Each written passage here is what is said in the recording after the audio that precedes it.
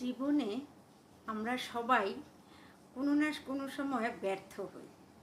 পরীক্ষায় ফেল করি, চাকরিতে রিজেকশান, ব্যবসায় লোকসান, সম্পর্কের ভাঙন। তখন মনে হয় আমি শেষ, আমি কিছুই করতে পারি না।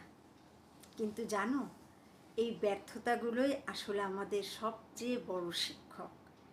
কেউ যখন সফল হয় আমরা তখন তার ফলটা দেখি, কিন্তু তার পেছনে থাকা 10টা ব্যর্থতার গল্প আমরা দেখি না।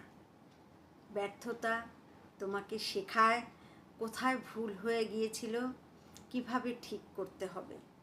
ব্যর্থতা তোমার ধৈর্য, শক্তি আর সত্যিকারের ইচ্ছা শক্তি তৈরি করে। বড় বড় সফল মানুষদের সবাই এক বা একাধিকবার ব্যর্থ হয়েছে। তোমাকে ভাঙতে আসা ব্যর্থতাই তোমাকে গড়বে, যদি তুমি হাল না ছাড়ো। তাই মনে রেখো, ব্যর্থতা মানেই শেষ নয়, এটা একটা সিগন্যাল।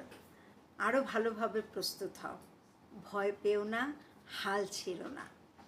প্রতিবার পড়লে আবার ওঠো, কারণ সফলতা শুরু হয় ব্যর্থতা থেকে, শেখার মাধ্যমে।